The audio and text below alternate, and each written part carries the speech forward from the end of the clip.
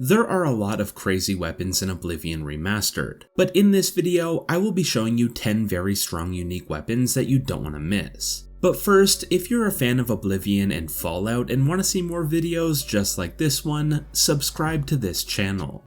Now let's start off with a very strong weapon. To get it, you will need to head over to the Bothia Shrine, which will be right here on your map, and bring one Daedra heart with you, which you can easily get from any human Daedra enemy in any Oblivion gate.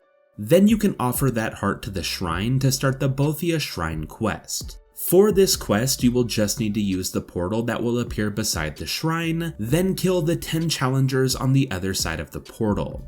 This can be kind of tricky, and the challengers you face off against will have some pretty good loot on them. So before you enter this portal, I highly suggest grabbing some healing potions and empty out your inventory so you can grab anything that you may want from those challengers. But once all 10 challengers are dead, you can return to the Bothia Shrine to get the Gold Brand Daedric artifact, which may be one of the strongest weapons in the game, because of its high base damage and the enchantment on it, which will make it deal high fire damage on every hit.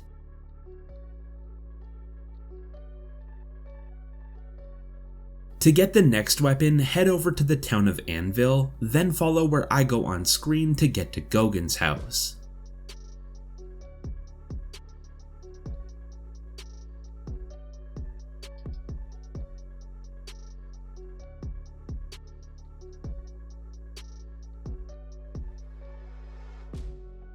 And then when you get there, you can talk to Melona to start the Siren's Deception side quest. This will be a very simple and short side quest, and at the end of it you can loot the unique Wit Splinter dagger off of Faustina's body.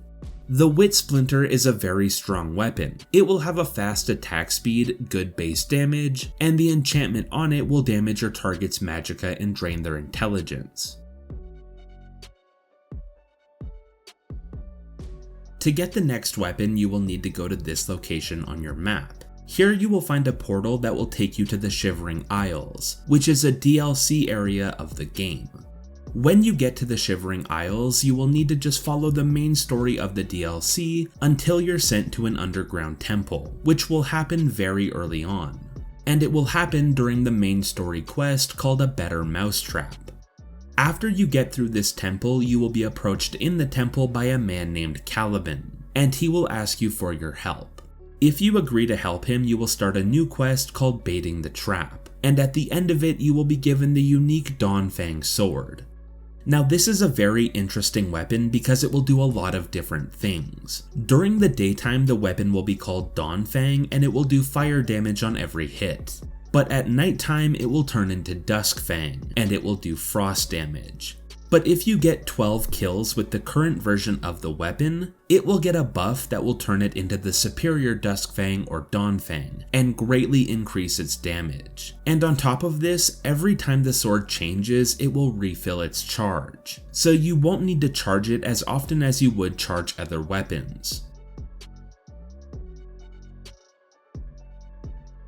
The next weapon on the list will be found at Vindicel, which will be right here on your map. When you get here, head into the ruins and make your way past the traps inside.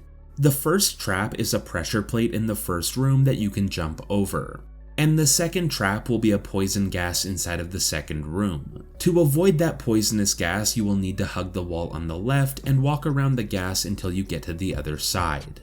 At the end of this area, you will find the boss Umbra. Now this will be a challenging fight, so if you are a low level, I suggest that you lower the difficulty of the game just for this fight to make it a little easier. But you could also just stock up on arrows and try to kite the boss around the room without getting hit. Or try to get on top of something so Umbra can't reach you and shoot her with arrows. You just have to make sure that you keep hitting her as she will constantly be healing herself over time. But once Umbra is dead, you can loot the unique Umbra longsword off of her body. This sword will be very powerful throughout the game due to its high base damage and its attack speed, and it will make a lot of the challenging fights in the game very easy. The enchantment on the Umbra longsword will make it soul trap any enemy that you hit with it, and if you never complete the questline for this weapon, it will permanently have 0 carry weight. To get the next weapon on this list, we will need to head back over to Anvil. When you get to Anvil, make your way to the docks to the south of the town and look for Varule, who will be standing on this ship. She will give you a side quest called the Ghost Ship of Anvil. This quest is pretty simple, and all you will need to do is go into the ship that you are on and work your way to the bottom floor of the ship to retrieve the crystal ball that will be in this chest. Then bring it back to Varule and she will give you the Red Wave unique sword. The enchantment on this sword will make it drain health from the enemies that you hit with it, which will help a lot when you're fighting enemies that heal themselves or run away from you, because the health draining effect will keep constant pressure on them.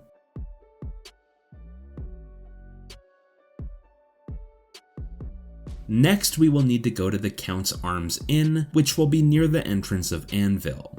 And then when you get here, you will need to find and talk to Velwyn. He will be trying to sell the manor that he owns in Anvil. Now this will cost you 5,000 gold, but it's worth it as you will get a fully furnished house and a very strong unique weapon if you buy that manor. As soon as you buy it, you will start the side quest called Where the Spirits Have Lease. This is another very easy and straightforward quest.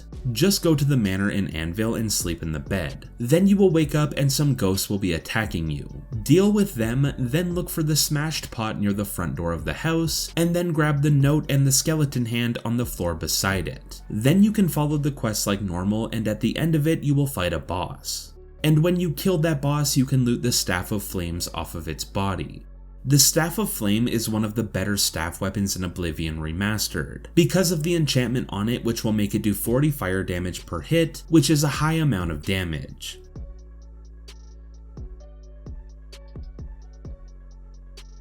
To get the next weapon, you will first need to reach level 10, then go to the Malakath Shrine, which will be right here on your map, and bring 1 troll fat with you.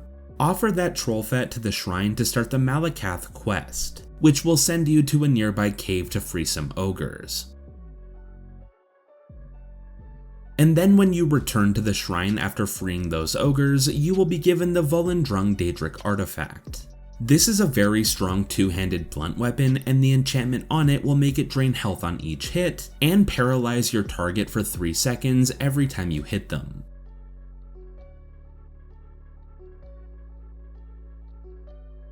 To get the next weapon, you will need to head over to the Shrine of Molag Bal, which will be right here on your map, and bring 1 lion pelt with you. Offer that lion pelt to the shrine to start the Molag Bal quest. To complete this quest, you will just need to corrupt a man named Melis in a nearby village. To do that, you will need to make him kill you with the new cursed mace that will be in your inventory. So go to the gravesite near his house in that town, drop the mace in front of the grave, and then wait until 11 AM. Once he's at that grave, you can then punch him and he will pick up the mace and kill you with it. And then once that happens, you will be teleported back to the Molag Bal shrine, and you will be given the Mace of Molag Bal. This is a very good one-handed mace as it will do some good damage, and the enchantment on it will make the weapon absorb strength and magicka from your target.